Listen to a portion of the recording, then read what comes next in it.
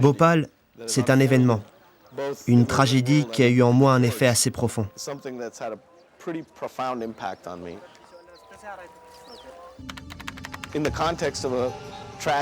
Il s'agit d'une tragédie immense, et pourtant aucun tribunal ne s'est prononcé sur ce qui est arrivé à Bhopal. Cette tragédie n'a cessé de nous hanter.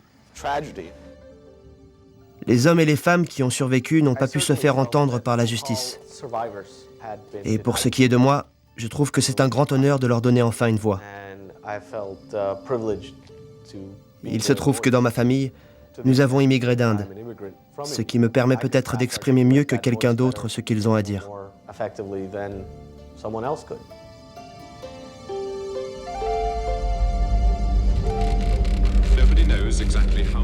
Au moins 466 morts en Inde à cause d'un nuage de gaz toxique, la multinationale américaine... À minuit environ, le 3 décembre 1984, un gaz toxique fuit de l'usine de pesticides de Union Carbide à Bhopal, en Inde.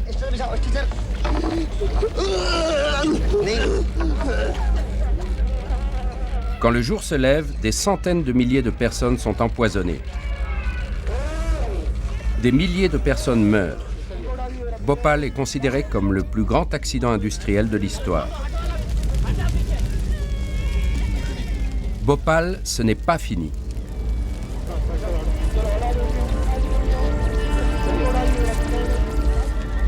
20 ans plus tard, des centaines de milliers de personnes souffrent encore des séquelles de cette nuit-là. L'eau de la région est contaminée.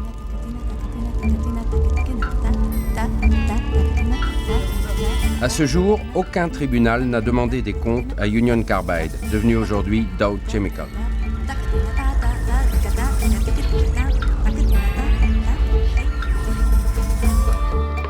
L'accusation, les victimes de la catastrophe de Bhopal. La défense, la société Union Carbide Corporation et Warren Anderson.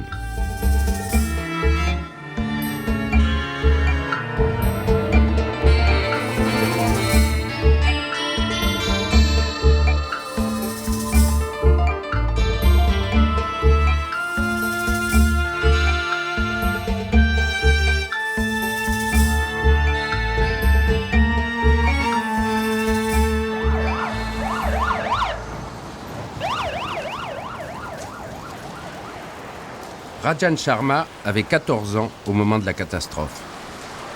Il s'est toujours engagé aux côtés des victimes de Bhopal. 15 ans après l'accident, en leur nom, il porte plainte contre les dirigeants de Union Carbide devant le tribunal fédéral de New York.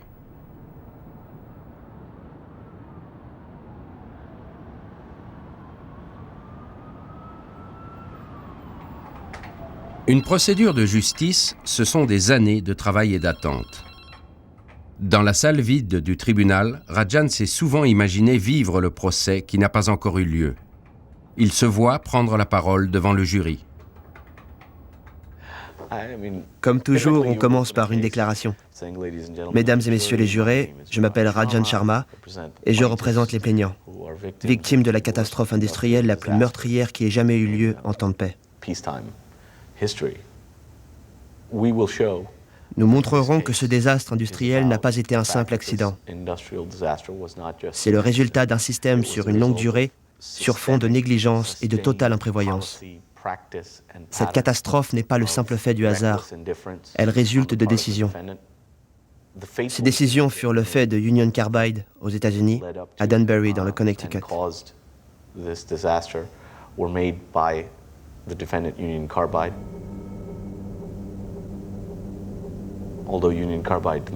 Bien que Union Carbide ait cherché à fuir ses responsabilités et aimerait bien clore le chapitre de Bhopal, ce chapitre ne pourra être clos que quand Union Carbide aura répondu de la dimension proprement criminelle de cette tragédie.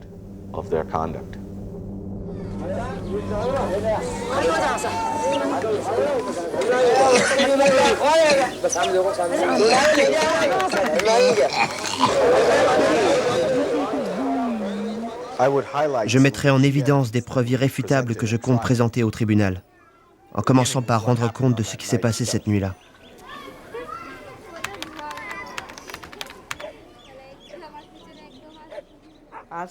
Dans la nuit du 2 décembre, il y a environ 20 ans, vers minuit, il y a eu un nuage.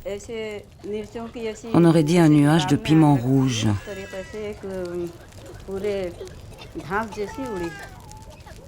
Nous nous sommes rendus compte que du gaz s'échappait de l'usine d'Union Carbide.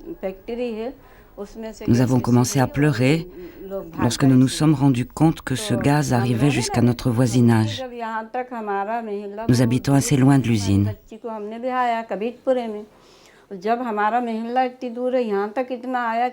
Nous nous sommes inquiétés de ce qui avait pu arriver à notre fille qui vivait plus près de l'usine.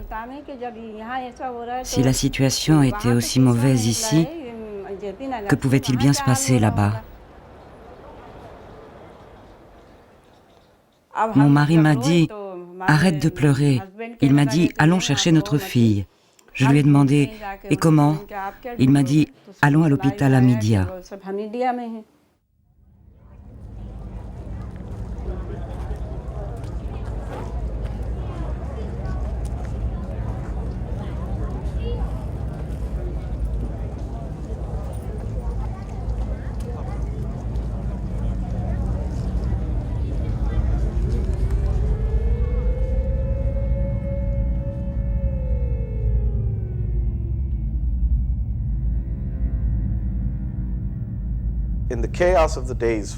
Vu le chaos des jours suivants, où il y a eu des incinérations et des enterrements de corps en masse, on ne dispose pas d'un décompte exact du nombre de morts.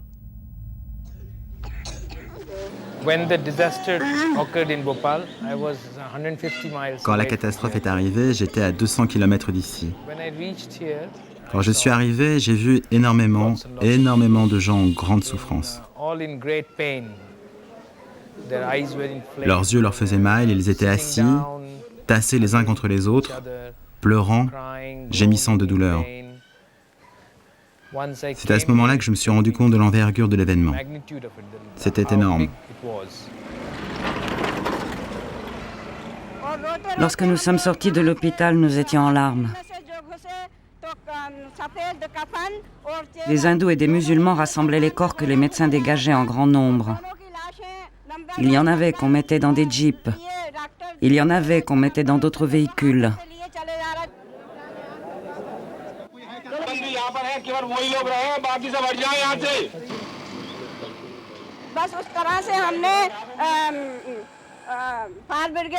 Il y avait des corps à côté de la porte et tout le long. Mais nous n'avons vu ni notre fille, ni notre petite fille, ni notre gendre.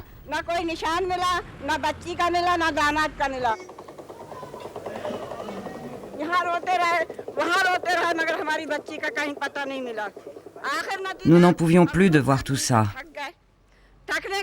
Et puis nous avons vu un groupe de gens là-bas. Et là, nous avons vu notre fille et notre gendre, les yeux recouverts d'un tissu. Notre petite fille était enveloppée dans un drap humide, abandonnée près de la citerne.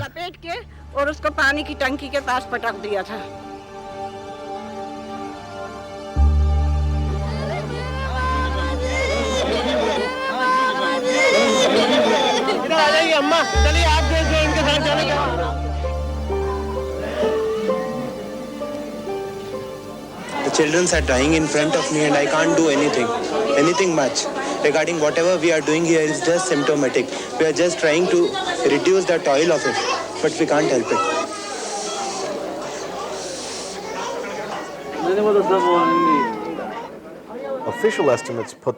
Le bilan officiel de la nuit est de 3000 morts. Mais officieusement, on parle de 10 000 morts. Certaines estimations atteignent 25 000 morts survenus à la suite de la catastrophe du fait de l'exposition au gaz toxique.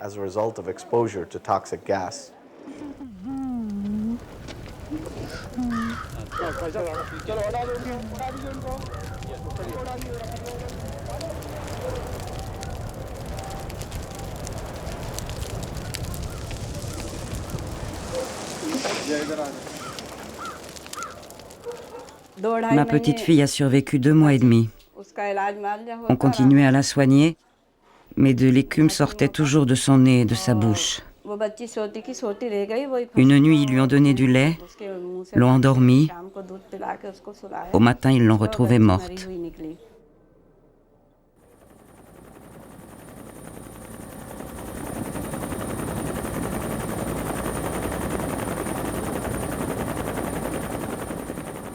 Au moment de la catastrophe, Union Carbide était une société multinationale propriétaire de la majorité des actions de sa filiale indienne. Elle était dirigée par Warren Anderson. Au moment de la catastrophe, Robert Kennedy était le vice-président de la société.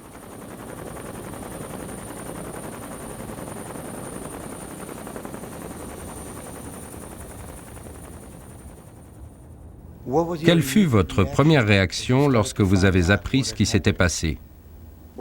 L'horreur, tout simplement l'horreur. C'était tout simplement incroyable et horrible. Personne ne peut souhaiter que ça arrive à qui que ce soit, et vous ne voulez certainement pas que cela ait une quelconque relation avec vous ou avec votre entreprise. Warren Anderson a appris la nouvelle chez lui le lundi, et il est venu au bureau le mardi. Je crois me souvenir qu'au moment où moi-même je suis arrivé au bureau le mardi, il s'était enfermé avec des conseillers, des techniciens, des gens qui connaissaient l'histoire de l'usine d'une manière ou d'une autre. I am Warren Anderson. I am chairman of the board of Union Carbide, and I, with your permission, would like to make a few comments. The tragedy of Bhopal is overwhelming to all of us at Union Carbide, and it goes without saying we have tremendous grief for those of the people involved in Bhopal. The one thing I wish I could tell you today is what happened over there. Il me semble qu'avant que j'ai eu le temps de voir qui que ce soit, Warren avait pris la décision d'aller en Inde et il était parti. So, emphasizing the parental obligations of Union Carbide, Anderson flew straight to India, where he was today. Anderson was under house arrest at the company's compound in Bhopal. Indian officials charged him with 7 counts of criminal negligence and corporate liability. An American diplomat, the consul from Bombay, tried to visit Anderson. I'd also like to know when I may speak to them. But guards refused. Lorsqu'il est arrivé là-bas, la situation avait été politisée à outrance. On parlait des multinationales qui exploitaient les gens du tiers-monde, et ainsi de suite.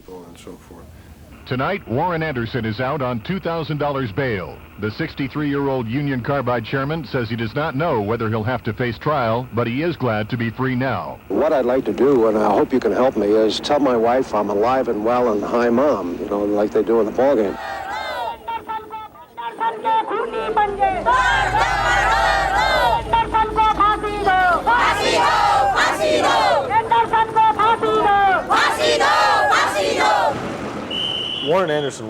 Si Warren Anderson a été arrêté, ce n'est pas pour des raisons politiques, mais parce que la loi indienne l'exigeait.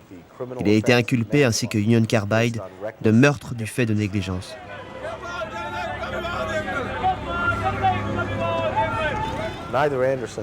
Mais ni Warren Anderson, ni Union Carbide ne sont jamais revenus en Inde pour répondre de ces chefs d'accusation.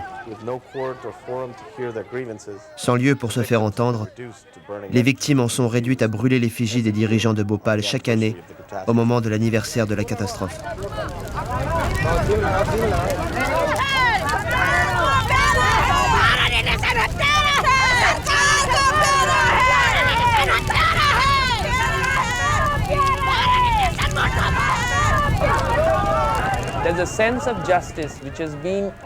Ce qui anime notre action, c'est une certaine idée de la justice qui ne nous a pas quittés depuis la catastrophe jusqu'aujourd'hui. Personne n'imagine que l'argent puisse effacer les crimes commis par Union Carbide.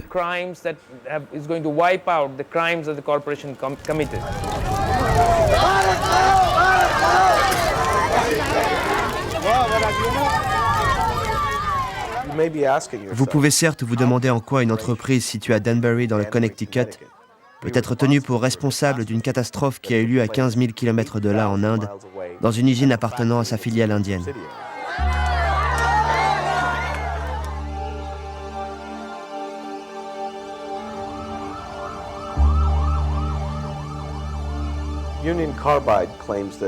Union Carbide prétend que ses relations avec sa filiale indienne étaient telles que le siège ne se mêlait pas des affaires de la filiale.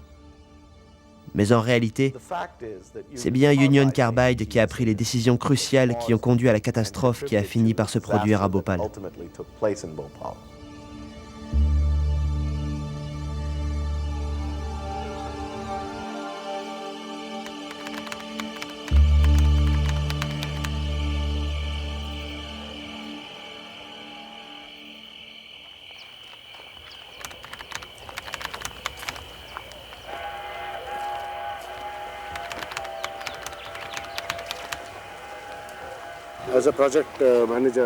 En tant qu'adjoint au chef de la sécurité, mon bureau était dans cette pièce, dans ce bâtiment, et moi, j'étais assis en face de mon chef, M. Rome.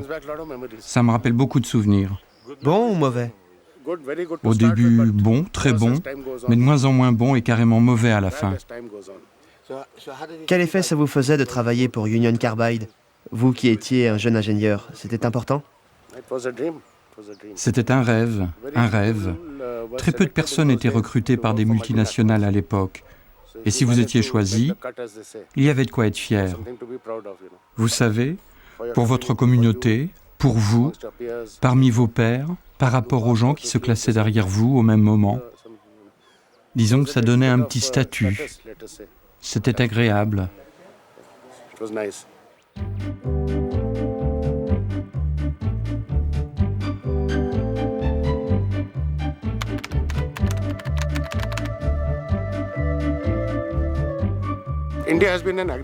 L'Inde a toujours été un pays agricole et nous n'avions pas le développement industriel que nous connaissons aujourd'hui.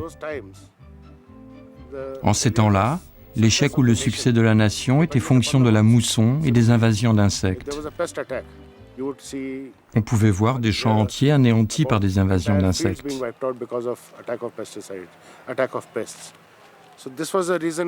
C'est la raison pour laquelle on avait le sentiment de servir le pays en travaillant pour une entreprise efficace et réputée comme l'était Union Carbide à l'époque.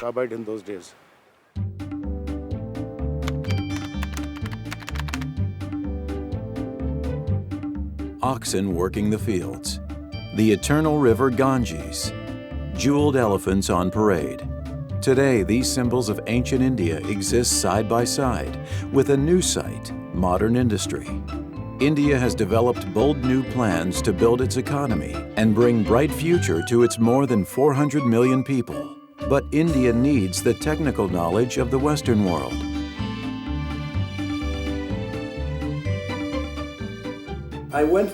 Il était prévu que je reste 1 an, 2 au maximum, et je suis resté 9 ans. Je suis parti là-bas en tant que directeur d'un nouveau département, le département des produits agricoles. On estimait notre marché à 2000 tonnes. Mais le gouvernement indien pensait que l'objectif sur 5 ans, c'était d'écouler 10 000 tonnes.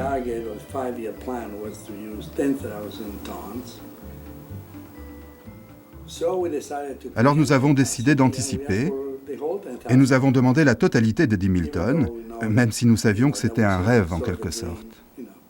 Pourquoi avez-vous fait cela? Bon, vous anticipez, vous savez ce que c'est. Vous demandez une autorisation pour la totalité de vos objectifs, et puis vous y croyez, vous êtes seul sur le marché.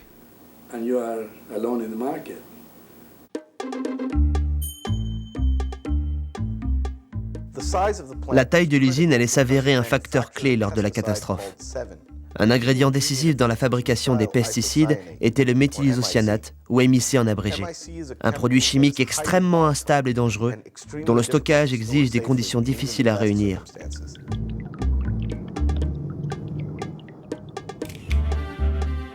Pièce D. Projet de budget de Union Carbide pour 1973. Les ingénieurs de Union Carbide proposent de concevoir une usine à pesticides avec un excédent de stockage de 1000 tonnes de MIC.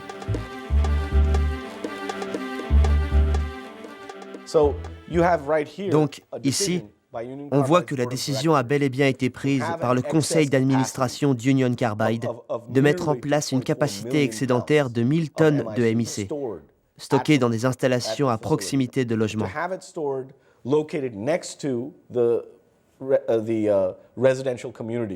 Et qu'est-ce que vous en pensez? Bon, écoutez, moi je pensais, comme tout le monde dans la profession, que c'était de la folie.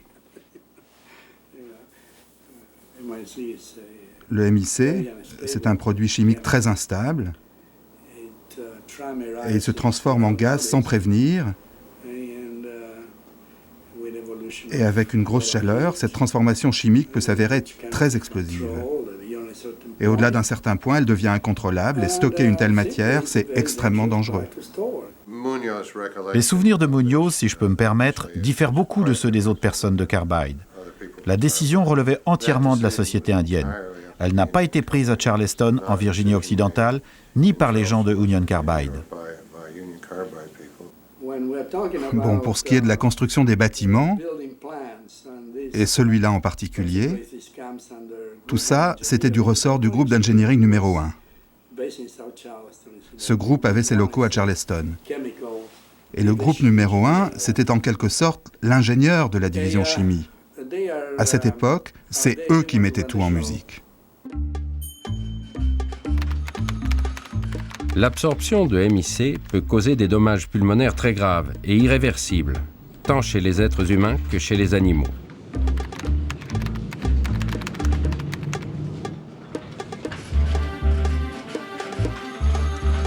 Le MIC a aussi des effets toxiques indirects sur le fœtus en cas de dommages pulmonaires chez la mère. Voilà le fameux réservoir. C'est-à-dire? C'était le réservoir dans lequel était stocké le MIC. Le MIC qui s'est répandu dans l'atmosphère était dans ce réservoir qui était souterrain à l'époque.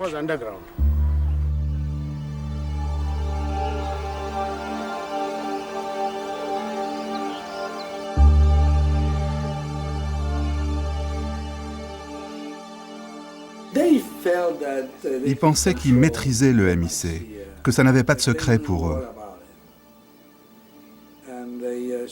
Et ils citaient le cas de l'usine de Charleston où il n'y avait aucun problème.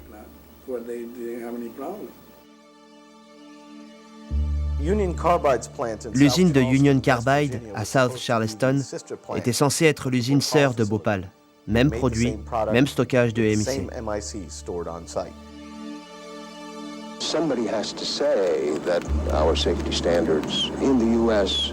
are identical in India or in Brazil or someplace else. And that what they do here, we've been doing for years. Same equipment, same design, same everything. Anderson's statement. Cette déclaration, faite quelques jours après la catastrophe, est toujours la position officielle de Union Carbide. Mais cette déclaration est fausse, dans la mesure où Union Carbide a en fait transféré une technologie bas de gamme à Bhopal, alors même qu'il y était stocké de grandes quantités de MIC.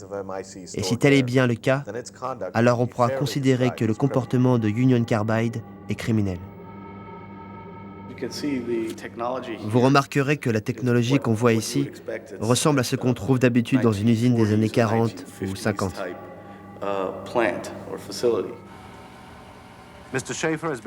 After the disaster, Union Carbide restricted access to the Institute plant. That's all the MIC. But former Carbide safety personnel were shown film of the control room at Bhopal. Does yours and Institute look a lot different from that?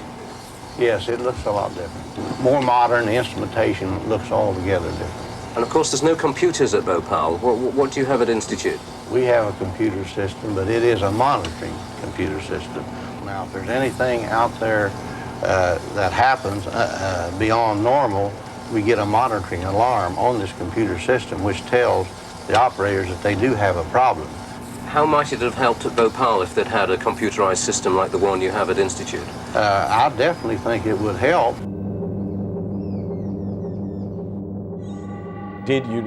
Est-ce que Union Carbide a adopté 2 poids et 2 mesures de façon discriminatoire et imprudente pour ce qui est de la conception de la technologie?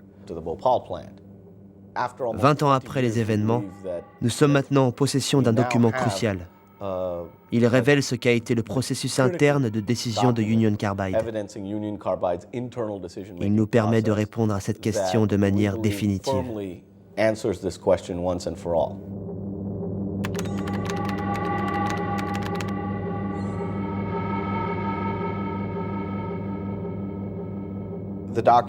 Les procédures de transformation du MIC en Cévin, telles qu'elles ont été développées par UCC, Union Carbide Corporation, n'ont subi que très peu d'essais préliminaires. On peut s'attendre à des interruptions dans les opérations et des retards qui auraient pu être évités en choisissant une technologie qui a fait ses preuves. Pourtant, ce projet a été adopté par le comité de direction de Union Carbide, y compris Warren Anderson. Nous avons en notre possession une proposition de budget d'Union Carbide datant de 1973 et approuvée par la direction. Ce document démontre que Union Carbide savait qu'il y avait plus de risques dans l'usine de Bhopal que dans celle de Virginie occidentale. Est-ce que tout cela indique qu'il y avait une sorte de deux poids, deux mesures entre les deux usines? En aucune façon. Je ne connais pas la provenance de ces commentaires et je ne veux surtout pas les cautionner en y répondant. Les critères de sécurité utilisés dans nos meilleures usines sont effectivement appliqués partout chez Union Carbide.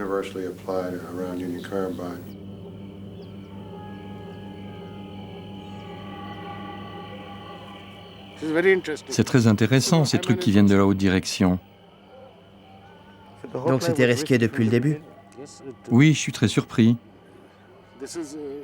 Je veux dire, s'ils étaient prévenus, pourquoi ont-ils continué?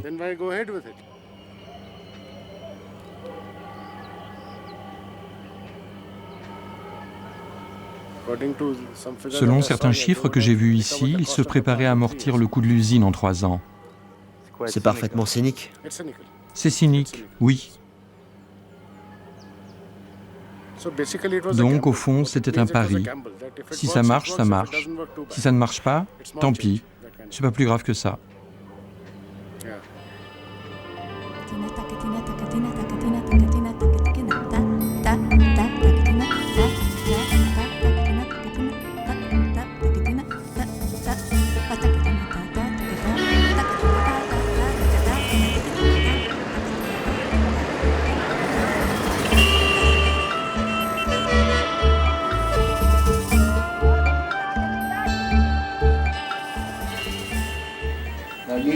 Union Carbide a déclaré que l'accident était une combinaison exceptionnelle d'événements inhabituels, bref, une aberration puisque normalement la sécurité est un élément crucial dans toutes nos opérations. Bon, je pourrais être d'accord là-dessus. Je pourrais être d'accord avec tout ce qu'ils veulent. Sauf que leur but, c'est tout simplement de disculper les ingénieurs d'avoir apporté la dynamite au cœur de la ville. Et la dynamite, normalement, c'est vrai que ça n'explose pas.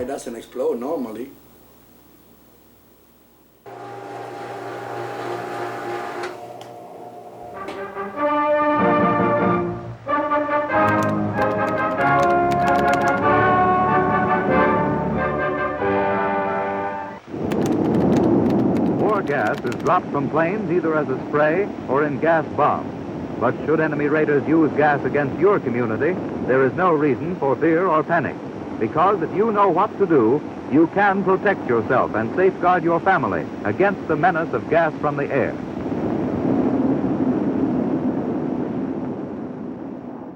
Ce film a été produit aux États-Unis dans les années 40 pour alerter la population civile des risques des gaz toxiques.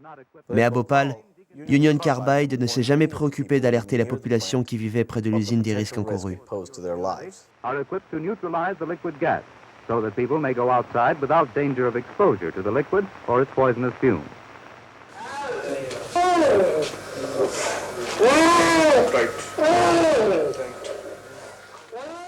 Les gens n'avaient même pas été prévenus qu'ils pouvaient mettre un chiffon mouillé devant leur bouche pour amoindrir les effets des gaz.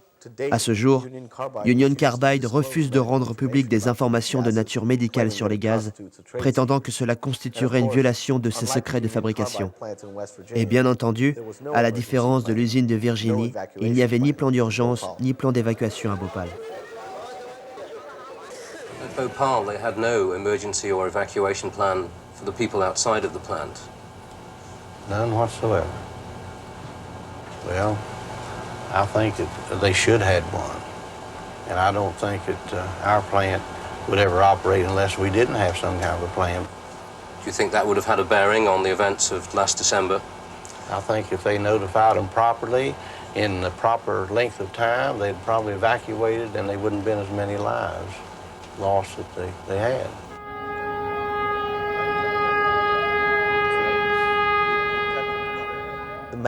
L'envergure du risque porté par l'usine de Bhopal était si prévisible et évidente qu'un journaliste local, sans formation scientifique particulière, avait pu prédire ce qui allait arriver.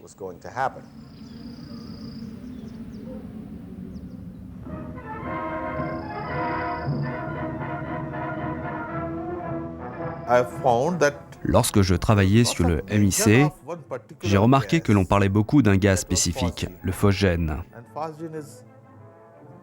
Or, ce gaz est le principal composant du MIC. Ce gaz a été utilisé pendant la Deuxième Guerre mondiale et il était utilisé de manière à se répandre en formant un nuage. Le but était que quel que soit le nombre de soldats qui passaient à travers ce nuage, ils y étaient exposés et étaient tués.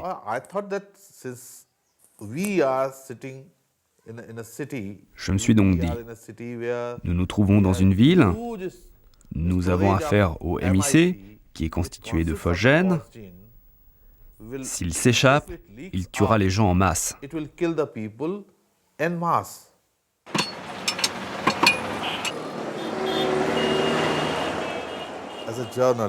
En tant que journaliste, et aussi comme habitant de cette ville, j'étais scandalisé. Je suis né dans cette ville et j'y ai grandi. Je connais un grand nombre de gens qui vivent ici. Et j'y ai beaucoup d'amis. Tout est ici. Et j'étais donc très préoccupé par cette question en tant que journaliste. La peur était là, à l'intérieur. Je me disais, ces gens vont mourir.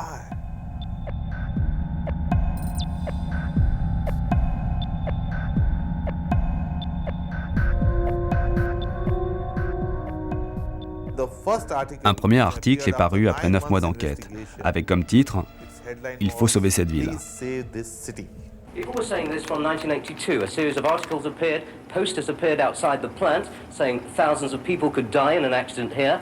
The chief minister of the state of Madhya Pradesh was informed. The prime minister of India was informed by plant workers of serious conditions at the plant. Are you saying you did not know of conditions at Bhopal? Yes, I'm saying that what happened in Bhopal and the series of events that took place were, from our point of view, a sensible, reasonable operation. The events, as first described by workers at the plant, began shortly after 11 p.m. that Sunday evening. A number of these men reported smelling MIC gas. Ça, c'est la version de Union Carbide. Mais ce qu'ils ont omis dans leur film, c'est qu'aucune des mesures de sécurité n'était appliquée cette nuit-là. Le système de refroidissement du MIC, le système d'épuration pour l'échappement des produits chimiques, la tour de détection, tout cela n'était pas en fonctionnement, soit parce qu'en réparation, soit pour réduire les coûts.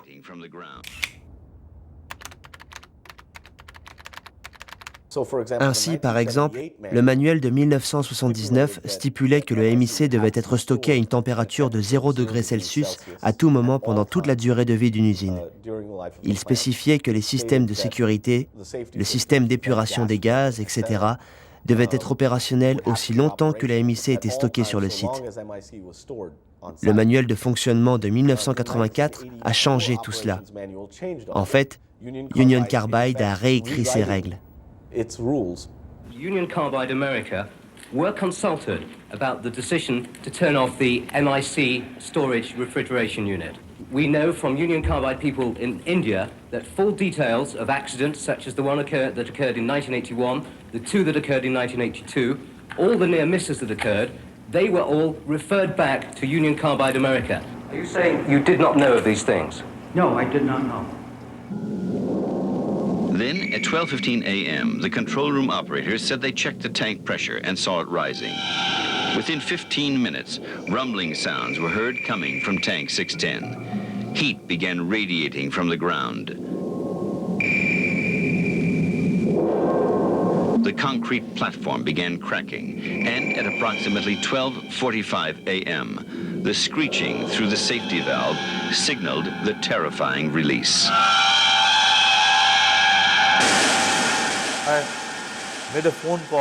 J'ai appelé le poste de police. J'ai hurlé au gars qui a décroché. Allez, dites-moi ce qui s'est passé.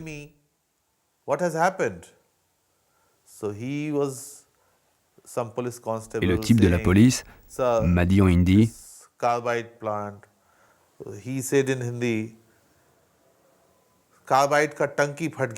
Monsieur, c'est la citerne de Carbide qui a craqué.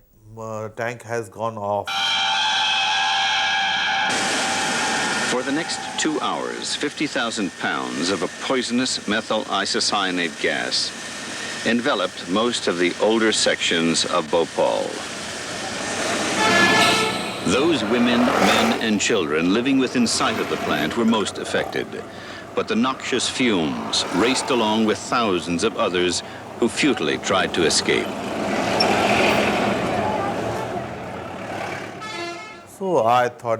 J'ai alors pensé que mes pires craintes s'étaient avérées fondées.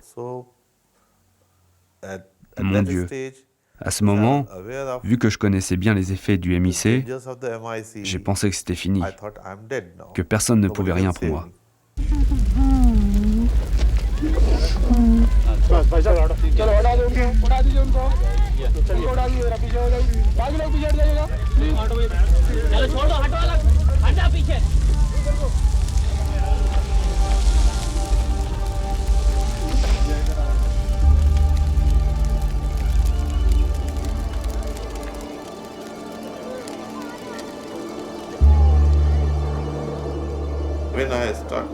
Lorsque je me mets à parler de cette nuit, je ressens toujours une douleur dans ma gorge.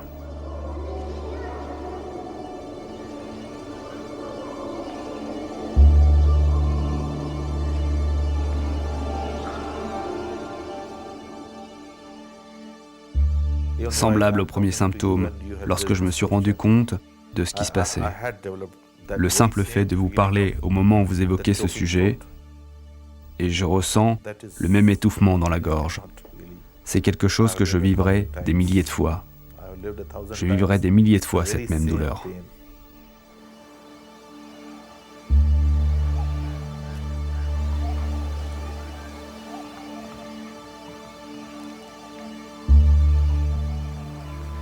Vous me disiez que c'est comme s'il y avait eu la guerre ici?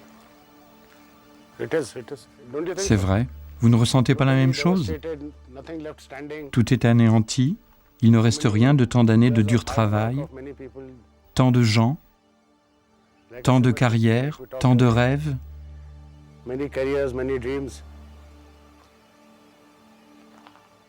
Tant de vies, oui, c'est ça le plus important, tant de vies.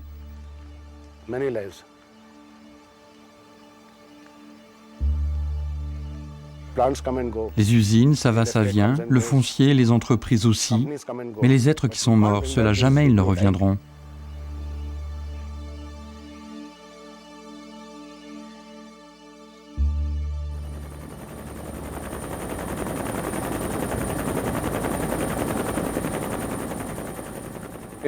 Pour moi, il est devenu clair dès le premier jour que si cette catastrophe était arrivée ailleurs, aux États-Unis, en France, il y aurait eu un dénouement judiciaire.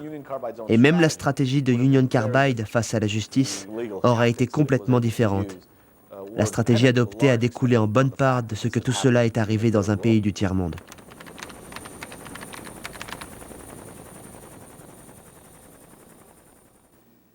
Ça a dû être incroyablement angoissant. Votre directeur général venait d'être arrêté, les affreuses images de votre usine passaient aux informations télévisées tous les soirs et on parlait de milliards de dollars de dégâts. Eh bien, on était très inquiets des conséquences pour la société. Si nous avions été une organisation d'excités avec une mauvaise réputation, cela aurait été tout simplement incroyable. Or, le fait est que nous étions très respectés. Mais quand j'ai fait le tour de nos usines, nos gens me disaient « Que va-t-il se passer, Kennedy ?» On Wall Street, Union Carbide had another bad day. In the last 6 trading sessions, its stock has plunged more than 13 points, a loss on paper of almost $1 billion. The reason? Fear on the part of investors that lawsuits totaling hundreds of millions of dollars might push the company into bankruptcy. Les actions de Union Carbide ont en fait baissé assez rapidement. Alors, cela a commencé dès le premier jour, mais dès lors que l'amplitude de la catastrophe se précisait, les actions ont continué à baisser. À mon sens, cette baisse a été de l'ordre de 40%.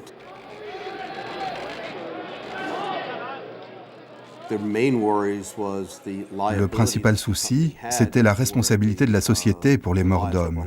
Quel degré de responsabilité, combien d'argent il faudrait payer?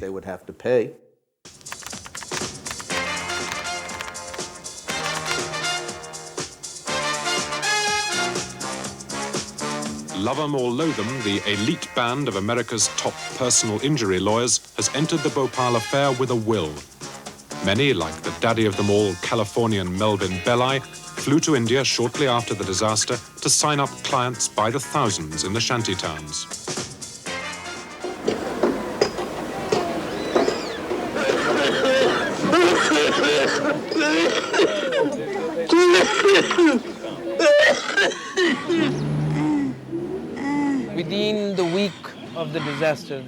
Dans la semaine qui a suivi la catastrophe, ils sont arrivés petit à petit, et ensuite ça a été une invasion. C'était rempli d'avocats. Ils voulaient que les gens signent pour se faire représenter. Les gens étaient dans un tel état qu'ils n'arrivaient même pas à ouvrir leurs yeux. Et ils les forçaient à signer des papiers ou à signer avec leurs pouces. Ils leur enlevaient les documents originaux qu'ils avaient.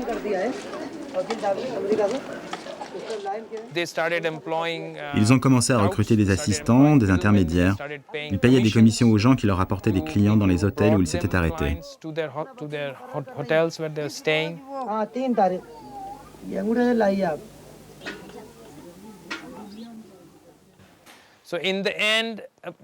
En fin de compte, ils ont obtenu 196 000 mandats. 196 000 personnes à représenter. Dans un tel chaos, on ne pouvait rien faire. Near Union Carbide plant, big-name lawyers were preparing for big-money lawsuits. Melvin Belli questioned a client who lost her husband. Did you hear any sirens before the gas came? Mr. Anderson said he doesn't want to be tried by the Indian courts. He wanted to be tried in the United States.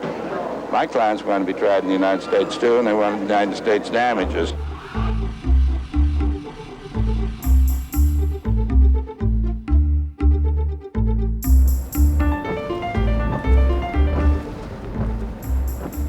Alors que vous ont-ils dit de leur stratégie pour éviter la faillite?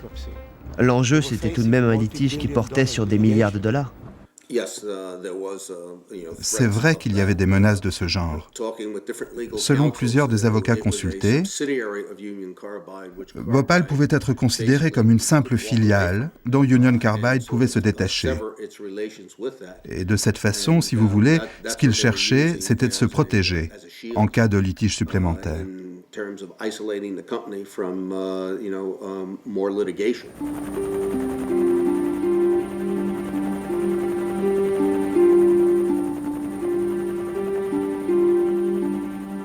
Le premier mouvement stratégique de Union Carbide a été de déclarer qu'il s'agissait d'une entreprise indienne.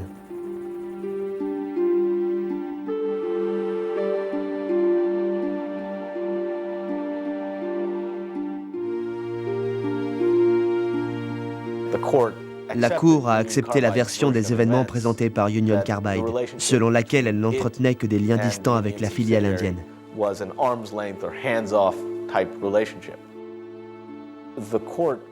La Cour a donc renvoyé l'affaire en Inde. L'évolution des procédures renvoyait les victimes à leur impuissance.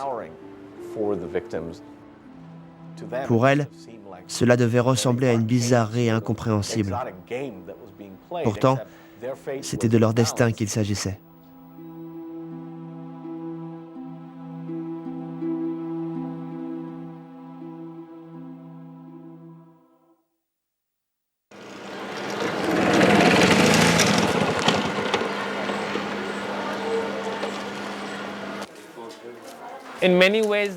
À beaucoup d'égards, la situation d'aujourd'hui est pire qu'elle l'était au moment de la catastrophe. 150 000 personnes souffrent encore de maladies attrapées à ce moment-là. Des maladies du poumon, des reins, du foie, des maladies cérébrales.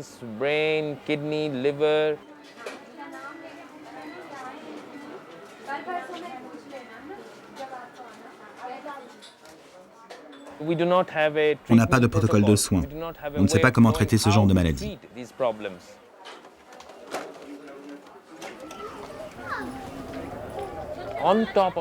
Et en plus, comme si ça ne suffisait pas, Carbide nous a laissé sur les bras de graves problèmes de toxicité.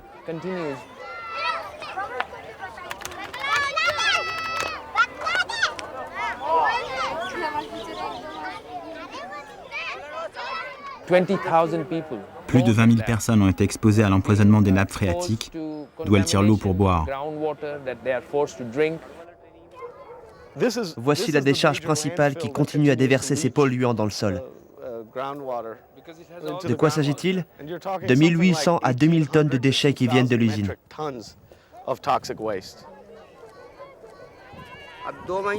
Qu'est-ce qu'on doit faire? Travailler, s'occuper de sa famille ou dépenser tout son argent en médicaments à se faire soigner? Une de nos exigences face à Union Carbide, c'est une surveillance médicale de ces gens. Ils sont en situation de risque extrême, cancer, malformation des nouveau-nés et autres problèmes qui nécessitent un diagnostic précoce.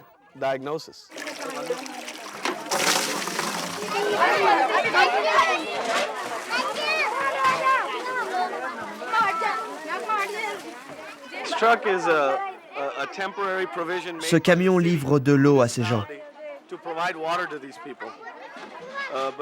Mais il ne s'agit que d'un expédient, puisque cette eau, c'est probablement la seule qu'ils auront cette semaine.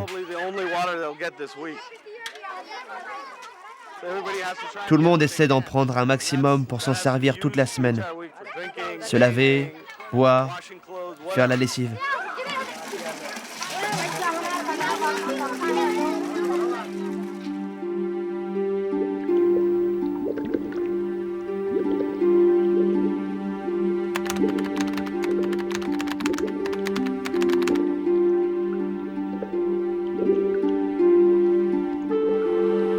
Des échantillons de la décharge ont été testés pour mesurer le degré de toxicité pour des poissons. Résultat, infectés à 100%.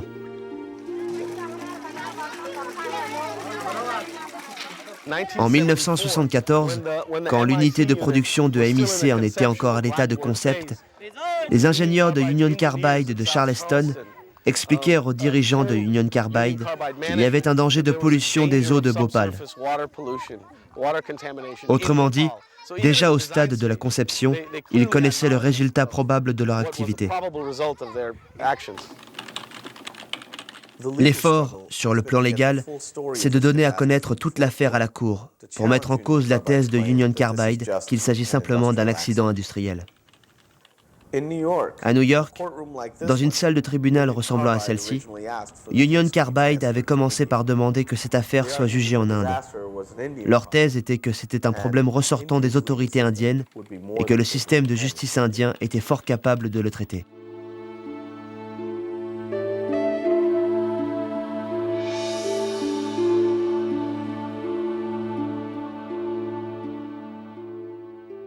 En Inde, Union Carbide avait négocié un règlement avec le gouvernement pour un montant de 470 millions de dollars. Mais lorsque la Cour suprême statua qu'il devait être poursuivi devant une cour d'assises, Union Carbide se retourna et déclara qu'elle ne saurait en aucun cas être l'objet d'une poursuite criminelle en Inde.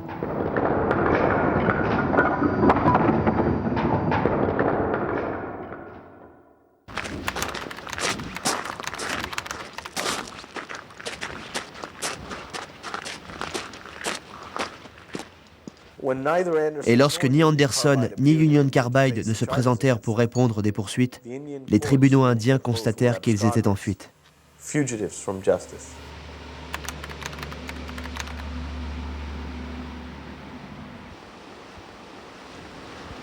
Mrs. Anderson? Hello, is it Mrs. Anderson? Why are you and your husband in hiding? Why won't you talk to the press? We're not in hiding. We don't know anything more than the stories that you people publish. But does your husband not feel responsible at all for what happened in India? 3,000 people died. Do you not feel responsible at all? It was an Indian-managed company.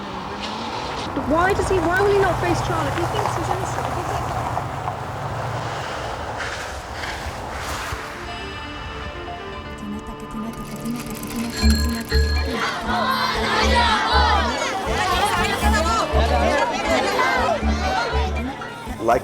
Tout comme Anderson, Union Carbide continue d'affirmer son innocence, mais refuse tout procès, tant en Inde qu'aux États-Unis.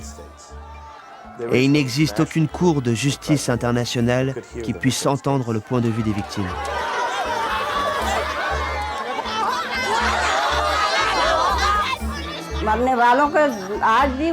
Les âmes de nos morts ne sont toujours pas en paix, parce que les responsables n'ont pas été jugés par un tribunal indien. Comment les âmes pourraient-elles être en paix?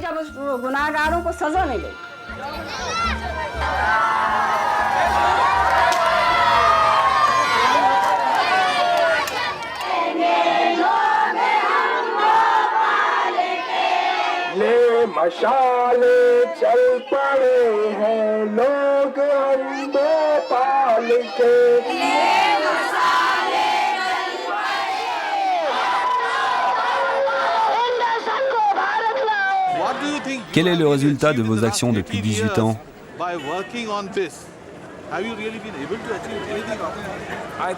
Je pense, et ce n'est pas un point de vue personnel, que les rescapés ont réussi à tenir bon.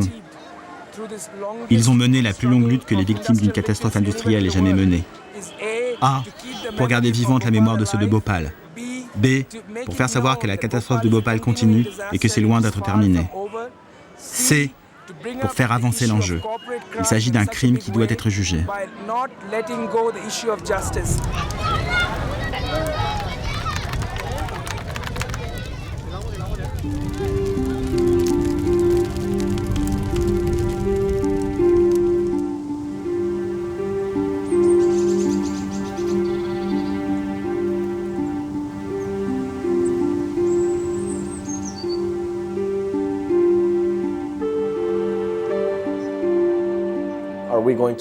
Allons-nous laisser les grandes sociétés au niveau mondial faire n'importe quoi et au moment où il faut répondre de ces actes, se retrancher derrière les frontières, ce qui leur permet tout à la fois d'attaquer et de se défausser en toute sécurité? Vont-ils pouvoir rester tranquillement dans leur fauteuil aux États-Unis et nous expliquer « Non, non, nous ne reconnaissons pas les juridictions indiennes, espagnoles ou italiennes »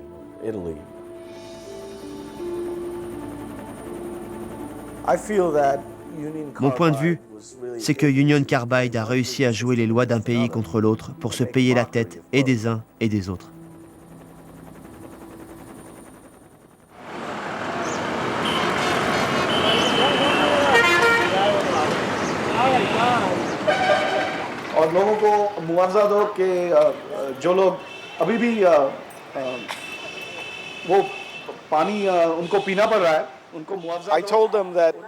Je leur ai dit que notre action de justice avance, mais qu'on n'a pas encore abouti sur le plan légal pour le moment.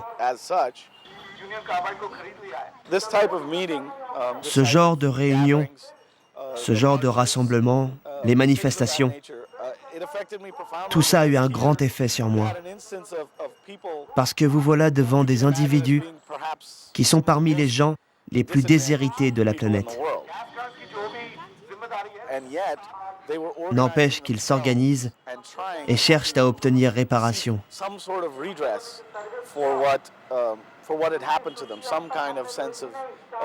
Ils cherchent une certaine justice des tribunaux, des politiques.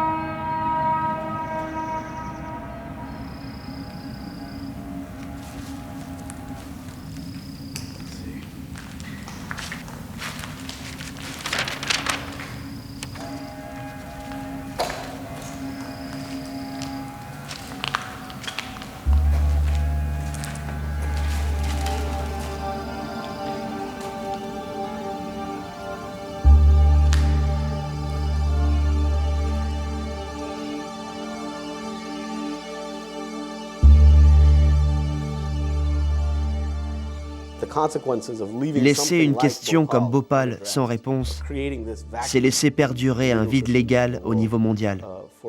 C'est créer un espace d'impunité pour les sociétés multinationales. En ce cas, on crée inévitablement les conditions pour que ce genre de tragédie arrive encore et encore et encore, jusqu'à ce qu'on reconnaisse que le fait que ça arrive dans le tiers-monde ou dans un pays en voie de développement n'est pas une raison pour traiter ça comme une question mineure.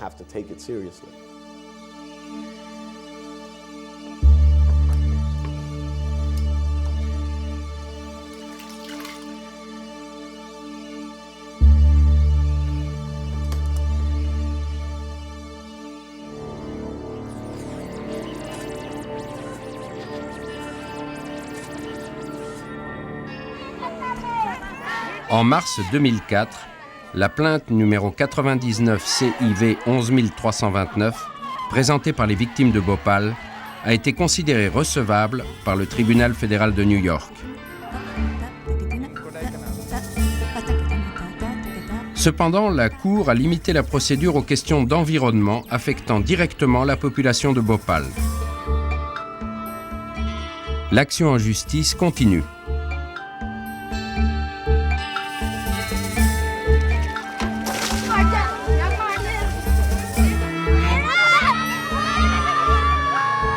En cas de victoire, ce sera la première fois qu'une société américaine sera jugée responsable et devra s'engager à nettoyer un site industriel distant de 15 000 km du territoire américain.